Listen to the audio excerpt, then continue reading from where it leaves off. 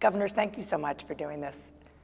This is really a special moment. You're both here at the National Cathedral and talking about something that is very tough to talk about, but you have, unfortunately, some experience, each of you, with this, political violence. Yeah, sadly, we do have an experience with this. Obviously, the firebombing of his home, and then the attempted assassination of former president, now President Trump. Of course, the tragic assassination of Charlie Kirk in Utah. And we're seeing a rise in political violence in our country. It's deeply disturbing, and I know Americans are concerned about what's happening out there. And so this was an opportunity for us to come to this beautiful place, this sacred place in our nation's capital, to talk about how a Republican and a Democrat, people of different faiths, different backgrounds, can come together to work on problems, to solve things. Doesn't mean we're going to agree on everything. We're going to disagree passionately about some things, but to show Americans that there's a better way to do this. We've done it before as a country, and we can do it again. I never imagined that speaking about political violence in the National Cathedral would be something I'd be called on to do. And even in the wake of the attack on me and my family at the governor's residence, I wasn't thinking about this kind of conversation. Honestly, I was thinking about being a good father and a good husband and a good governor. It wasn't until I saw my friend Spencer go through the tragedy in Utah with the killing of Charlie Kirk on a college campus, engaged in debate, and saw him rise to this occasion and see increases of political violence, the killing of Speaker Hortman and other examples just in this calendar year in America, that I realized we not only have to have this conversation, not only do I have to be a part of it, I think I've got to be a part of it with Spencer Cox. Well, why is that important? As he said, we're different parties, people of different faiths, people have different perspectives on different issues. And I think part of the antidote to the violence that we're seeing is for the American people to see that there are leaders who are able to disagree, but disagree in a constructive way. That hopefully they get a little bit of hope and feeling like there's some optimism in that for them to be able to find their voices and engage in debate and try and affect change in their communities or on their school boards in the Congress of the United States or wherever it is that they want to engage.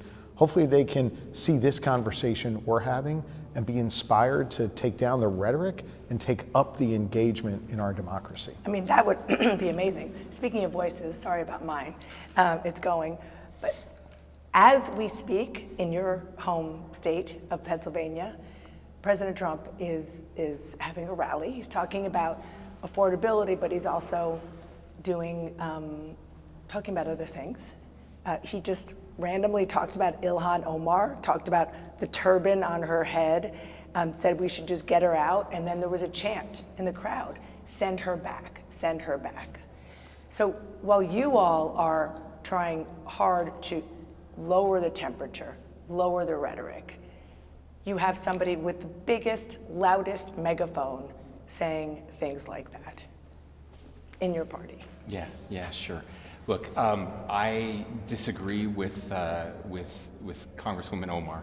I think she should be voted out of office. And I think I can do that without attacking her religion or her race or her ethnic background. I think that's really important. I know that the president disagrees with me. He and I have had these conversations. I have to say, during the Charlie Kirk shooting, in the conversations we had, he talked to me about nonviolence and trying to be a voice for that. I understand he's not interested in uniting the country, and he would tell you that, I think, if he were sitting here with us tonight. But I would also say that it's not going to be a president who fixes this. It's not going to be two governors who fix this. It really has to be all of us. The politicians that we elect are a reflection of we the people. This is kind of what we want today, and I think both parties are guilty of it. And so I'm going to do my part. I appreciate Governor Shapiro doing his part to tone down that rhetoric. Let's have the debate. Let's fight about the ideas. Let's fight about the issues. That's what we're supposed to do. And I believe that the best ideas are going to win. And that's fair game.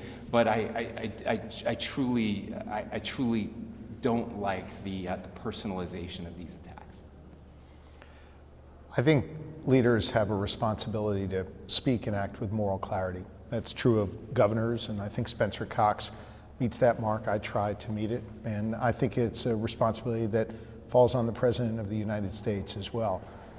I think this president not only failed tonight to speak and act with moral clarity by attacking a fellow American, whether we agree or disagree with her positions in Congress, but what he does when he attacks a fellow American like that is it sends a signal to others in this country that others can be scapegoated, others can be singled out, others can be targeted, or worse yet, others can become victims of political violence.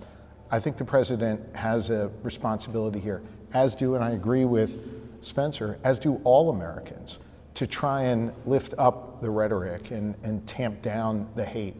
And I think the president needs to do better. He does have the biggest megaphone, so Sure. and he was just speaking tonight, and he has not heeded your call to lower the temperature. But we also see some people on your side of the aisle who also ignore that and sort of play in that dangerous space. Part of speaking and acting with moral clarity is calling it out wherever we see it, whether it's on our side of the aisle or the other side of the aisle. Sometimes it's hardest when it's on your own side of the aisle. Listen, in Butler, Pennsylvania, where then the former president, now the president, was shot at, I called out Democrats who were celebrating the attack on his life. I called out Democrats who celebrated the killing of Charlie Kirk in Spencer's state. That is not okay. We can't accept that. And I think we need to make sure that whether it's happening on your team or the other team, someone who agrees with you or not, we call it out across the board. I think it's also really important to not cherry pick the violence that we're going to call out. I was disappointed when the president, in rattling off examples of political violence earlier this year, omitted the killing of Speaker Hortman just because she happened to be a Democrat from the state of Minnesota. I think what we need is examples of leadership in the Republican Party like Spencer Cox, who calls it out wherever he sees it, regardless of who it's against or who is pushing that violence or pushing that heated rhetoric. I think the president needs to do better. I think there are people on my side of the aisle that need to do better. I think we need to all do better. After Charlie Kirk was murdered, you talked about social media as a cancer on society. I want to ask you about what happened in Australia, the first country to ban social media for kids under 16. Is that something that should happen here in the U.S.? Yeah, it's something, this is one of the things we disagree on. It's something that I do believe in. I was in Australia a couple of weeks ago, got to speak with the Minister of Communications, who was charged with implementing that ban on social media. I know other countries are looking at it as well. We've passed some very important social media legislation in Utah, the first of its kind in the country. Lots of states have followed along and are doing that now. Sadly, these social media companies are fighting against us. They're suing us to prevent us from implementing this, and ours only, all it did was to say you have to remove the most addictive features of your platforms with kids. That's all we're asking them to do. But they're making too much money off getting our kids addicted and really destroying their childhoods. Sadly, we've seen a significant rise in anxiety, depression, and self-harm with our young people, and the evidence continues to point to social media as a major driver of that. And so we're going to keep fighting. We're going to keep working with Congress. There are several bills that are coming forward in Congress right now. There's a growing bipartisan coalition to do this work, and I'm hopeful that someday that's a no. we'll get a ban like that passed here in You do want to get it. 100% support a ban under the age of 16.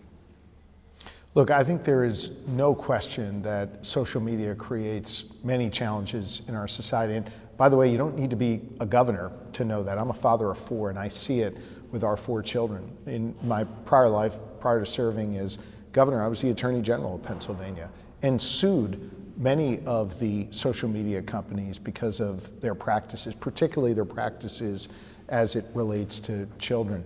The approach we've taken in Pennsylvania, led by our First Lady, my wife Lori, has been to focus more on digital literacy, to allow young people give young people the tools that they need to be able to consume information more thoughtfully and effectively, discern fact from fiction, understand the addictive nature of these devices and of these platforms, and focus on helping empower them to use these tools in ways that can be constructive, not destructive. At the same time, we're being very aggressive with the social media companies to try and address their practices, particularly as it relates to young people. So I think that's the approach we're taking for now in Pennsylvania, and one that I think is really important that we all work together on to address these challenges as parents and as policymakers in our respective states. It is interesting. You're a Republican, you want a government ban. You're a Democrat, you don't want a government ban.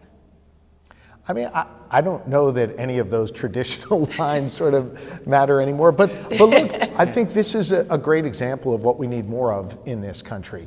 Looking at issues through the prisms of the people we represent, our life experiences, our own ideologies and philosophies, and coming to a conclusion after those studies and getting about implementing those conclusions. And you know what, as time goes on, Spencer may look at this and realize he needs to tweak his position. I may look at it and realize I need to tweak my position. This is constantly evolving and learning. And I think that's what the public wants from its policymakers, from its governors, or folks who are curious, folks who are listening to the people, folks who are looking out for the people in their states and are constantly trying to do what's in the best interests of their respective states. And that's what we're trying to do here. And I don't think he's evil or a communist or Nazi because he doesn't want to ban social media. I don't know, maybe that makes me the communist, whatever. But this is the thing. There are some things that we can agree on together, and that is digital literacy really matters. That's something we want to work on with Pennsylvania because they're doing a better job with digital literacy than we are in Utah. And so even if we disagree on the main point, are there some subpoints where we can work together? And that's how this country was founded. That's what we've been doing for 250 years, and we can't lose sight of that now.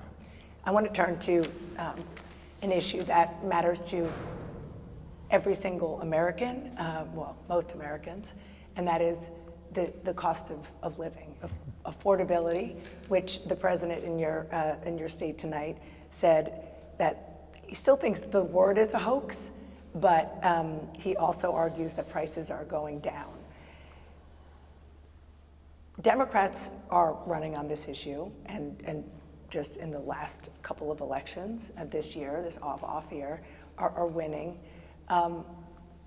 When you listen to the president come into Pennsylvania and talk about this issue of affordability and say, this is really just about the Biden policies that we're trying to clean up.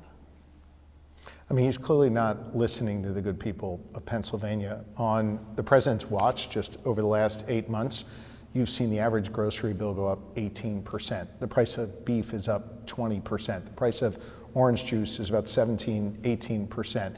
Bread, poultry, all these items that people rely on each day to fill their shelves and feed their families, those prices are up. People's healthcare prices are about to go up as a result of the president's policies. 310,000 Pennsylvanians are going to lose Medicaid. 140,000 are going to lose SNAP. We've got 25 rural hospitals that are likely to shutter, which is going to place an even greater economic burden on our citizens. I would say that this is not a hoax, but this is a moment where people really need relief. As governor of Pennsylvania, I've worked with Democrats and Republicans. I've got a divided legislature. I've worked with Democrats and Republicans to cut taxes 7 times, to put money back in people's pockets. We've cut taxes for seniors. We've cut taxes to make childcare more affordable. We just passed an earned income tax credit for 940,000 Pennsylvanians who are working. They're now going to get money back in their pockets as a result of the bipartisan work that we've done in Pennsylvania. I think if you also look at the president's policies, these tariffs have been a failure. They have driven up prices. They have shut down markets for Pennsylvania farmers. He even had to come and bail out farmers because his tariff policy, he acknowledged, is harming them. And at the same time, manufacturers who are domestic manufacturers in the Commonwealth of Pennsylvania are seeing prices rise because of the chaos the president's created in the market. So look, I think these issues are real. People are struggling. We want the president to succeed in reducing prices, The problem is every policy he's put in place has jacked up prices. And the reason he's done it is to largely give a tax cut to those who frankly don't need that right now. And so look, I disagree with the president's approach. And Spencer and I may disagree on this issue, but I understand my state and I understand folks in my state are struggling. And with the president coming tonight, they do not want more rhetoric from him. They want results, the kind of results that we're providing on a bipartisan basis every day in Pennsylvania. There's no question that the cost of living is on people's minds. I mean, we're hearing that. To say otherwise just wouldn't be factual. I would say that President Trump got elected on this issue. I believe that the Biden policies did hurt our country, and I believe that they do continue to hurt our country. We saw a significant increase in prices because of those policies, and I'm not sure we're quite honestly doing enough to reduce those prices right now. I can tell you in our state, we also had the largest tax cuts under my administration of any administration in the history of our state, making it easier for people to do business in our state, lowering those prices, more jobs, a better economy. We've had the #1 economy in the country for the last 10 years, #1 in GDP growth. Again last year, things are going better in Utah. But even in Utah, prices are too high. The cost of housing is too high right now. We're working hard to build more housing. I've got a meeting tomorrow with the administration, with the HUD administrator, going to be talking about housing and how we can reduce the price of housing in this country because it's just way too expensive right now.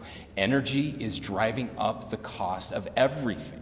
If you want to know why the price of beef and eggs and everything else is high, look at the price of energy. And that is because for years and years, we've been blocked in our state and other states, especially in the West, from building the transmission lines that we need to build, from building the energy production facilities that we need to be able to build. The permitting reform You that sound like Ezra Klein. Yeah, well, Ezra Klein sounds like me. I've been saying this for years, but I'm glad that there is this abundance movement on the left that's finally catching up with what we've been arguing for. And that is, it's too hard to build stuff. It's too hard to get stuff done in this country. It's another reason we're so polarized right now. I believe this sincerely, and it's one of the things I want to give Josh credit for. Before he became governor, in our administration, we had a mantra, GSD. We're only hiring people that get stuff done. He blew it up in a big way, in an awesome way, when a freeway overpass burned to the ground, fell down, and in record time he rebuilt that and got it open for his people. If government can't deliver, if we can't build anymore, we stop building the big things, we stop dreaming big. We build an interstate highway system. We build the Empire State Building in 13 months. You can't get a permit to build a house in some places in this country in 13 months right now. The government is failing at all levels, and people are tired of government, and it makes us more polarized. We've got to get back to solving problems, getting permitting reform through Congress so that we can actually build again. And I hold Congress responsible for a lot of this. I just have to say, Congress was supposed to be the most powerful branch. They're the ones that are supposed to make this happen. That was always intended under the Constitution. And when they don't, then we have presidents stepping up, and then you get this ping-ponging effect. You have a president who does things one way and ignores Congress. You have another president who does things another way. There's no certainty in the system right now, and that lays at the feet of Congress. You know, long before Spencer and I were engaged in these conversations about political violence, he was a veteran governor. I think he had 2 years on me when I got elected. Yeah. And so old. He was one of the first guys. He was one of the first guys that I was drawn to as governor because I saw the way in which he was growing the economy in his state. And obviously, our states are quite different, but I noticed two things about his work that we've tried to emulate. One, they move fast in Utah. And we went from being bottom 5 in the country on permitting to now top 5 in the country. Yeah, I'm trying to keep up with him. No. Yeah. And he understands the importance of producing more energy in this country. And by the way, today we produced more energy than ever before in Pennsylvania. We need to produce more energy in this country. More energy means more jobs, more economic growth, more freedom, more independence. And I think that we need more of that. And so here's an example where you see the states, Republican-led state, Democrat-led state, actually doing things that are improving lives where we see a federal government that's making our lives more challenging, oftentimes, slowing things down, making it more difficult for us to be innovative. Do you think he would be a good president? Yeah, I do. I have to tell you, I think I'm very biased towards governors. I think governors make the best presidents. I just do. I think for this very reason, we always say that potholes aren't partisan. As governors, we actually have to accomplish stuff. And our system was set up for the states to be laboratories of democracy, so that we could learn from each other and steal ideas. And that people vote with their feet now. If your state isn't performing, they will move to another state. And so I've been very impressed with what he's been able to do on the economy, with permitting reform, cutting regulations. That sounded like red state stuff, and he's doing it, and that's impressive to me. And so I think there are a lot of governors in this country who would make great presidents, and I think he would be one of them. I think we need more moral clarity in this country. We need strong leaders in this country. And I think we're going to need a lot of healing in this country after 3 more years of Donald Trump. And I think a guy like Spencer Cox can provide that kind of healing and that moral clarity our country needs, whatever he chooses to do. You don't have term limits in the governor's mansion. Yeah. Are you going to run again? Yeah, I'm not going to run again. I promised the people of Utah I would only serve 2 terms, and I like to keep my promises. I know a lot of politicians don't do that, but I'm definitely going to do that. That will be it for me. I also just want to say that will be it. Yeah, I'll be done. I also want to say I really hope a Republican wins. I need to point that out. But if a Republican's not going to win, I surely hope it's a Democrat who can get stuff done. So you know what we really want to do, by the way? What? You could break some news right here. We want to be the GM of an NBA basketball This team. is true. Yeah. Yeah. So I actually think if you could somehow work that out where we could be like co-GMs, we'd have a hell of a time. Well, that sounds good. Much more fun, I assure you. All right, so you won't be out campaigning for him anytime soon. I will be campaigning Don't do for that, my fellow Dan. Republicans. Come I will on, be don't do campaigning that, for Dan. my fellow Republicans. I'm teasing.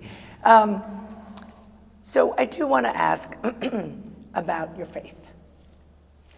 We're at the National Cathedral, and you have very different backgrounds. LDS, you're Jewish, but each of you has a very strong sense of faith and belief in God. And I want you to talk about how that drives you as a public person and as a public servant. So I've said from the very beginning when I ran for office, the very first time, that I can't separate my faith from who I am. It's part of me, and I'm going to be very transparent about that, so that if you don't like that, then don't vote for me. But I'm not going to lie to you and tell you that I can check that at the door. And so my faith informs me. I believe that there is a higher power. I believe that he cares about us. I believe that we're his children. I believe that we're all brothers and sisters. And that means that I treat you differently. I don't care what the color of your skin is. I don't care where you're from. You're my brother. You're my sister. And I also believe that because of my faith, that I'm supposed to love my enemies, and I'm supposed to forgive, and I'm supposed to do good to those that hate me and despitefully use me. And that's so hard. And I keep looking for somewhere in the scriptures where it tells me that that's true everywhere except politics, and I can't find it. And so I have to bring that with me. Doesn't mean I'm not gonna fight for what I believe in, but it does mean when we do have that battle, I'm gonna treat you with dignity and respect that I feel that you deserve as my sibling. I really admire the way Spencer and Abby live their lives openly and are honest about their faith with the public. And I could tell you from my experience, from Lori's experience, the more open we are about our faith in our state, the more folks are drawn to having conversations with us about their faith, about their practices, about the way they live their lives, even if the way they live their lives and pray isn't in a temple or a church or a mosque or a place of worship. I think by putting yourself out there and being open about who you are, you're able to have a deeper, more personal relationship with the people that you're sworn to serve and protect. we are from obviously different faiths, but there are some common bonds, some similarities, some universality in our faith. We're both from faiths where our ancestors were displaced and were moved.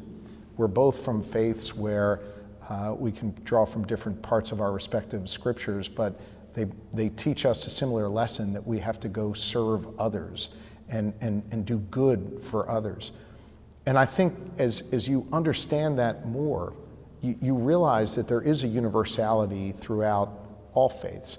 That if you really believe in your faith, or you believe in something that may not be tied to a particular book or scripture, but just a goodness that exists in this country, you believe in treating your neighbor respectfully.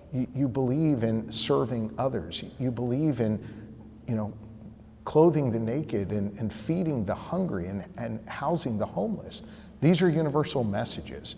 And so I think whether you come at it through your faith as we do, or you come at it just by being blessed to live in this wonderful nation that we are in, most people come to those conclusions in ways that are really genuine and uplifting and offer me a whole lot of hope. And just quickly bring it back to where we started, this connectivity, I know you both believe will help with the epidemic of loneliness and political division.